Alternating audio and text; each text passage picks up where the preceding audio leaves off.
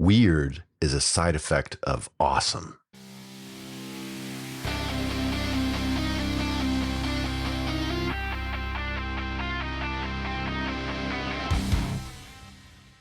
Welcome to the Throttle and Roast podcast. I'm your host, Niels Meersschaert. BMW recently showed a concept bike called the BMW Vision CE.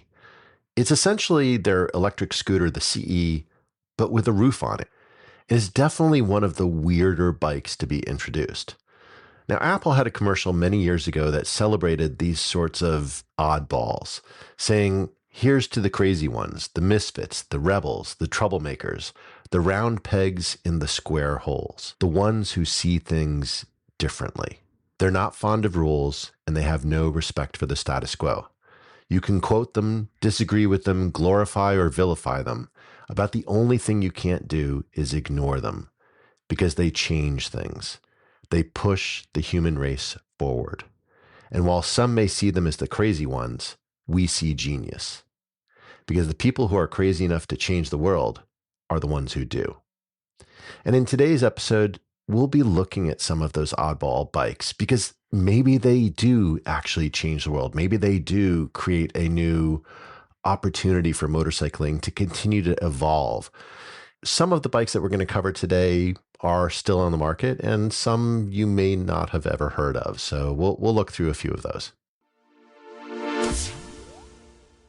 So let's start with the BMW Vision CE, because that's the one that just was announced in a way, and it's sort of what spawned me thinking about this topic. And it's funny that when you look on the site, and I'll put the link in the show notes for where they're highlighting this, it's really showing the motorcycle from the side. And the thing that keeps popping into my head as I look at this bike is a golf cart.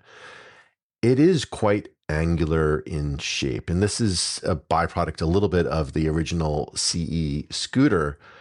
But then even the bars that are put on top of it are very, very angular. It's not an organic shape. It's a much more straight edged and evokes, at least to my eye, a lot of that golf cart kind of feeling. It's interesting to see that they've brought this together. You know, when you look at it from sort of the 3/4 angle or whatnot, it looks a little bit more, almost I'd say, off-road in a sense. It's a little bit more tough, but just from that side view, it really does look a lot like a golf cart to me.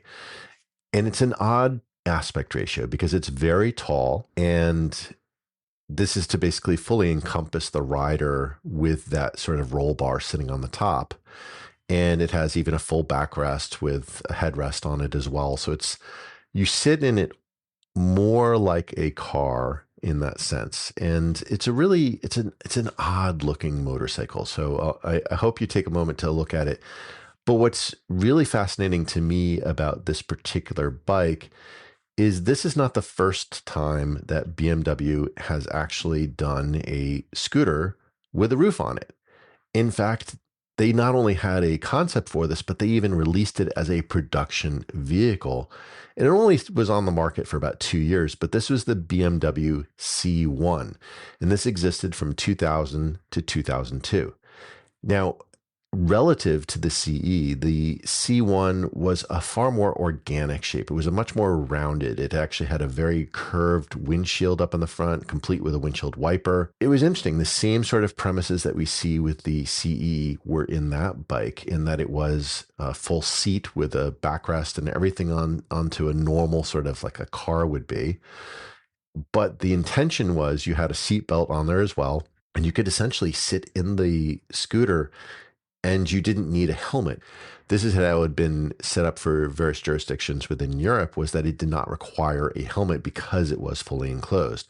And this made it a little bit more appealing to, let's say, people who were commuting to work.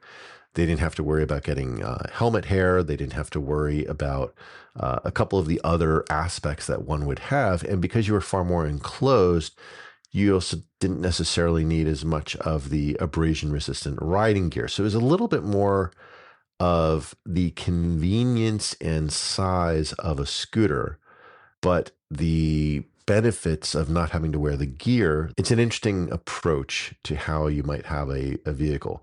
Now, this one, of course, had the telelever, which, of course, is pretty common within a lot of BMWs of that era and even still today. And the thing that happened with it is it didn't really become that popular.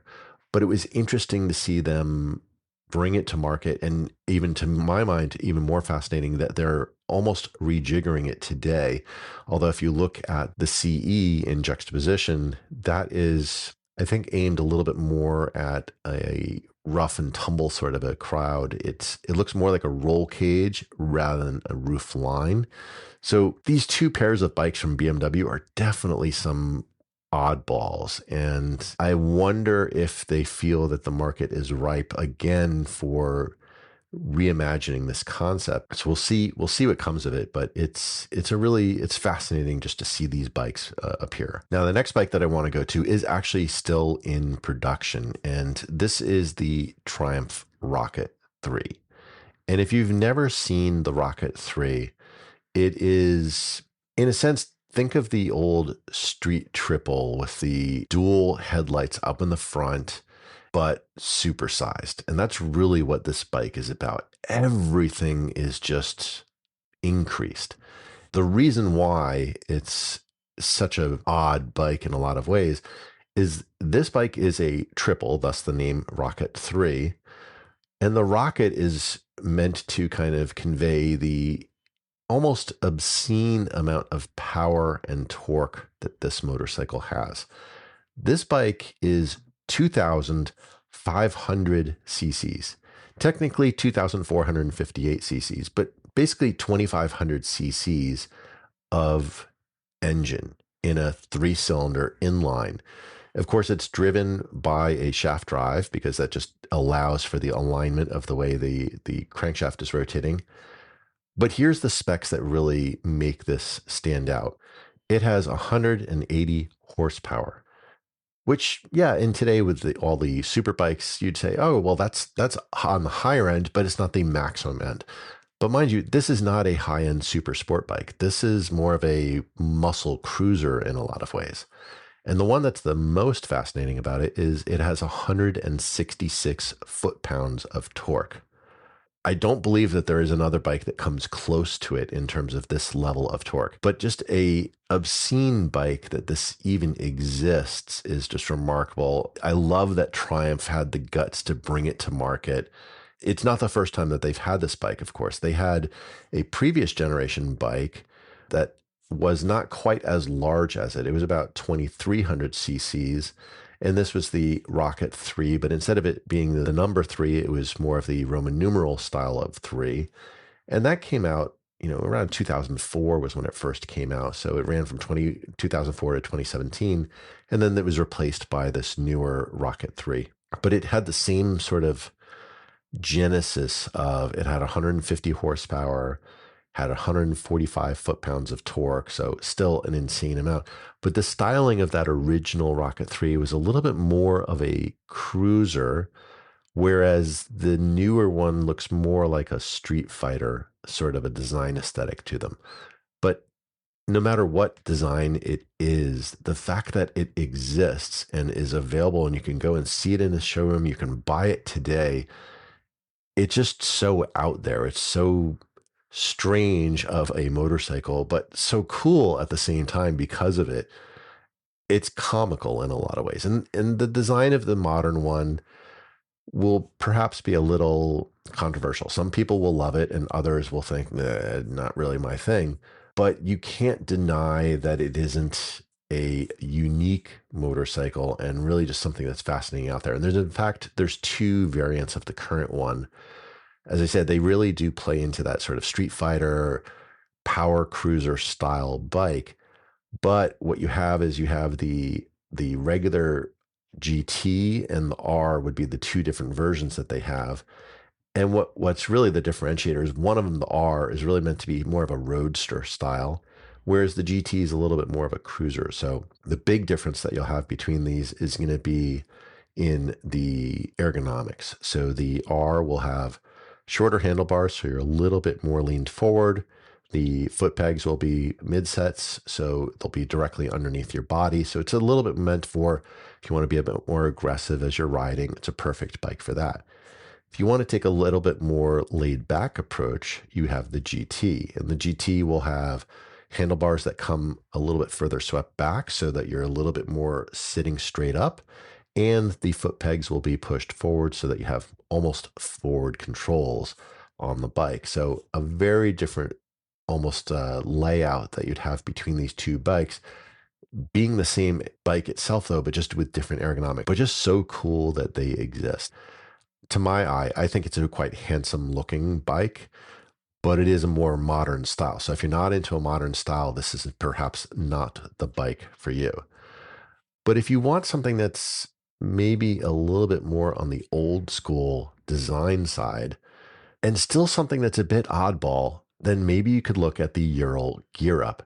Now, the Ural is a motorcycle which, for a long period of time, was built in the Ural Mountains in Russia.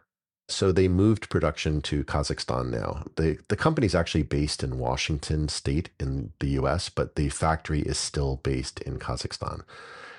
But what's really cool about this particular bike is fundamentally they took a BMW from the 40s and just kept making the same bike over the years. So it has a BMW style boxer engine and it has a sidecar. And what's unique with the Gear Up specifically is it is two-wheel drive. And what that means is it drives both the normal drive wheel of the motorcycle, but then there's a shaft running between that and the sidecar's tire to provide two-wheel drive. And this is why this motorcycle, you'll see all these images of it riding around in snow because it's an all year round bike because it doesn't matter. You've got the balance of three wheels anyway, but then you have the traction provided by both rear wheels of the sidecar unit being driven. And it's just a really old school looking bike. I mean, it looks like it's 70 years old, even though it's a 2025, but really cool that it still exists. It's one of these bikes that's not going to be the fastest bike under the sun. And that's not really what the intention is with a sidecar rig. The sidecar rig is meant to be a unique experience. And if you need to carry more stuff, it can be really cool because you've got, in addition to the sidecar where you can put stuff inside of the sidecar seating area, if you didn't have a passenger, there's actually a trunk on the back side of the sidecar. So you can fit some stuff onto there. Most of the Urals have all sorts of attachment points. You can put like a shovel, you can put a spare tire onto it, you can put some additional lights, etc. And just creates this utilitarian, but still this sort of go anywhere. And there's a little bit of a saying with Ural of don't expect to go fast. And a lot of that has to do with that you're going to be stopped because people want to ask you questions about it because it's such a unique looking motorcycle. And to be honest, there aren't really a lot of sidecar rigs that are available from the factory today. So this is really that sort of oddball motorcycle. But this is what I would call more of the traditional type of a sidecar rig where you'd have the normal motorcycle and then someone just slapped a sidecar on the side of it. So it's got that extra wheel on one side. It does create some weird dynamics when you're driving it because it'll pull to one side as you accelerate. It'll pull to the other side as you slow down. But I want to switch also into the next bike that's in our series. And this is also a scooter, but it's taking again another sort of an oddball approach to how you would produce a motorcycle. And this is sort of in that same vein, I think, of what BMW was attempting to do with the original C1 of how do we make a scooter or motorcycling in general a little bit more approachable to a lot of other riders. And this is by Piaggio, which is the Italian scooter company, and it's the MP3. Now, what's unique about the MP3, and specifically why it's the 3 designation, it has 2 front wheels. It sounds a little odd at first. You'd say, well, why do I need 2 front wheels? And the ultimate reason for this is it adds some stability as you're riding along. And both wheels will actually lean with the bike. So it'll still have the dynamics that feel like a normal scooter would be, but it has a unique trait when you come to a stop, It basically locks those wheels into that upright position. So you can keep your feet up and the bike will just be standing still straight up. It's a really unique experience. And that's part of its effort to make it a little bit more of almost a replacement for a car for people where it's going to be more economical. It's going to be lower fuel costs, but still have that comfort level if you're not ready for a full two-wheeled motorcycle. Now, the next oddball bike I want to talk about is if you take that same premise of what we saw with the Piaggio MP3, but you wanted something that was maybe a little bit sportier than a scooter, well, then maybe you'd want to look at the Yamaha Nikon. What it is fundamentally is a leaning multi-wheel motorcycle. So the front wheels move in conjunction with each other, just like a normal motorcycle wheel would do. It's in line with the body. And their position relative to one another will always kind of create this parallelogram as it's sort of rotating through.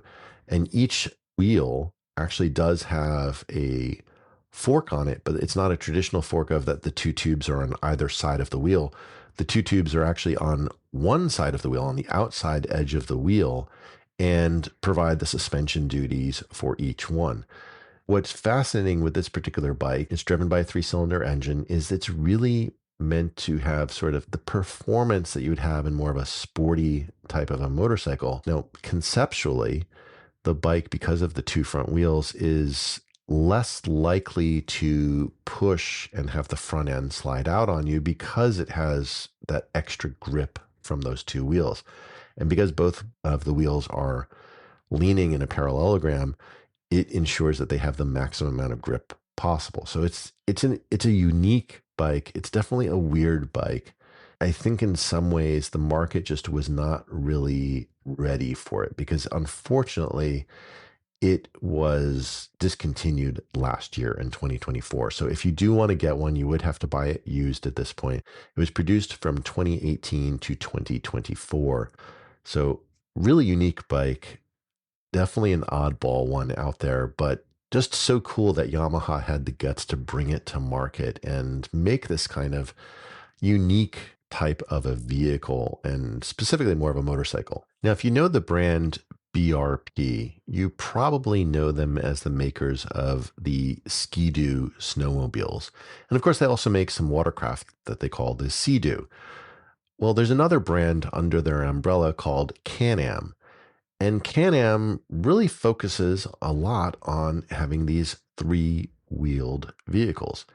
And I think in a lot of ways, if you look at them, it's almost like they woke up one day and said, well, what do we do in the summertime with our snowmobiles?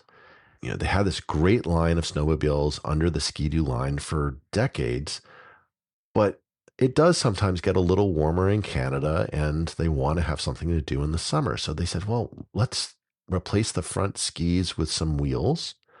And then the track in the back, we're going to replace with another tire. And that's how the Can-Am three-wheeler kind of came about. And if you look at it, it really does look like a snowmobile with wheels.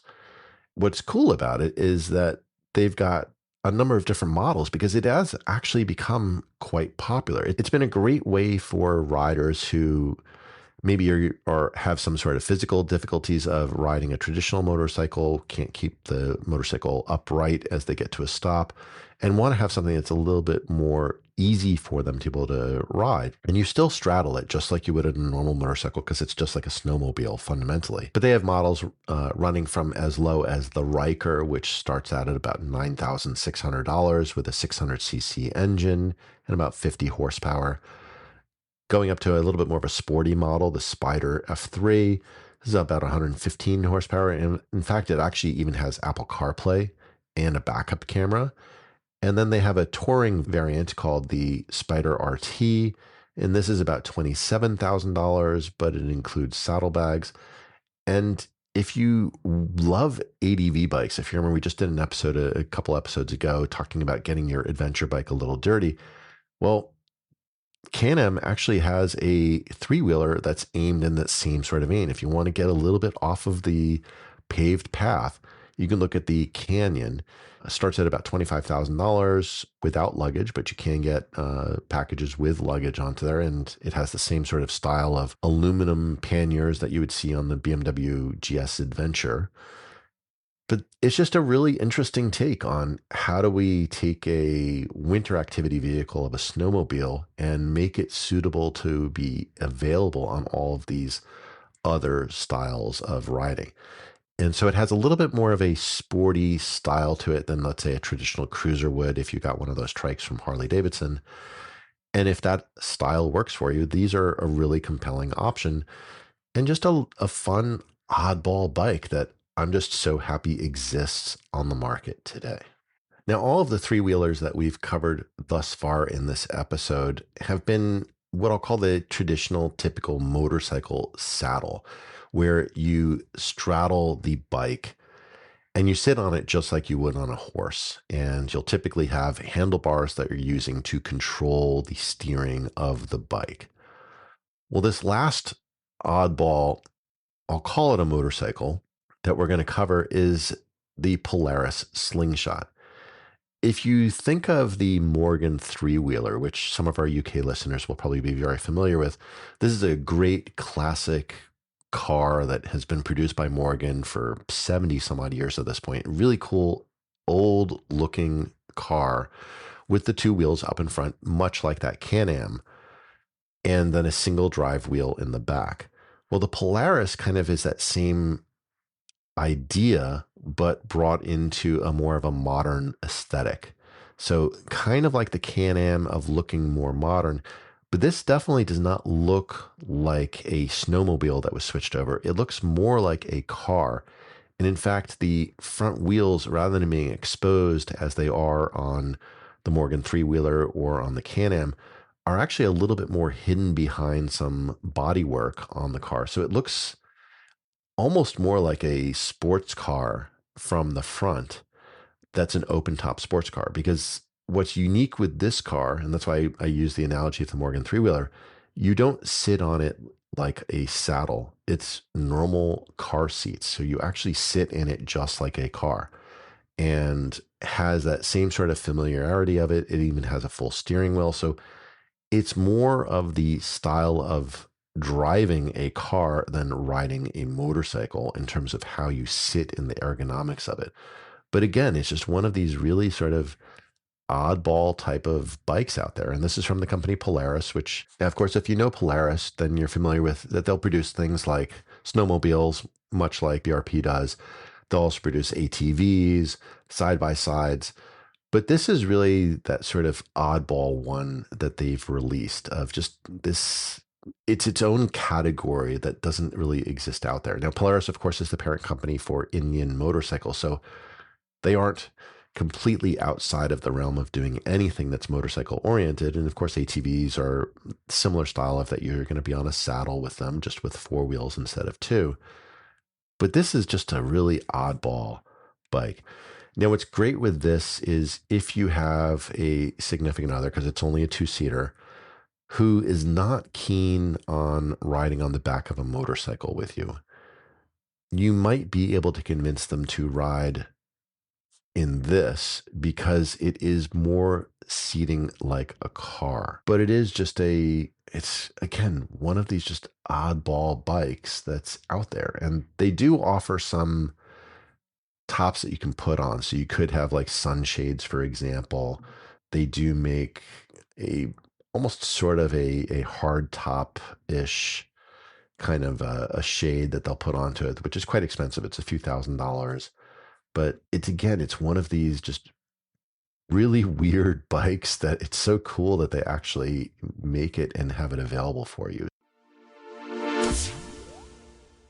So we covered the newly introduced BMW Vision CE, which of course was in many ways the inspiration for me for this episode because it's just such an oddball looking bike, being a scooter with a roof on it. And of course, we covered the original version, the BMW C1 that was released around 2000 to 2002. It was actually a production model. And then we looked at the largest production engine motorcycle you can buy today, the Triumph Rocket 3. We looked to the past and found a company that's been producing motorcycles with sidecars just like they did in the 1940s, with few, if any, updates in the Ural gear up. What fun it is to have a bike with two wheels in the back as in a sidecar. Well, what if we put two of them up front? And that's where you got some scooters like the Piaggio MP3. You got more of a sport type of a bike like the Yamaha Nikon. And someone decided to make a snowmobile with wheels with the Can-Am three-wheelers. And then finally, we looked at those who wanted an open top experience, but hoped to save some money by maybe only having three wheels instead of four. And that's where you could get the Polaris Slingshot. So my question for you this week is, what is your favorite weird motorcycle? Share your thoughts through the text the show link in the show notes or leave a voicemail at throttleandroast.com/voicemail. Thanks for listening. I'll talk to you next week. Hey, if you enjoyed this episode, please tell a friend about the show. You can often share an episode directly from your podcast app, or you can direct them to throttleandroast.com. Word of mouth is the best way for us to grow and find new listeners, so I really appreciate your help.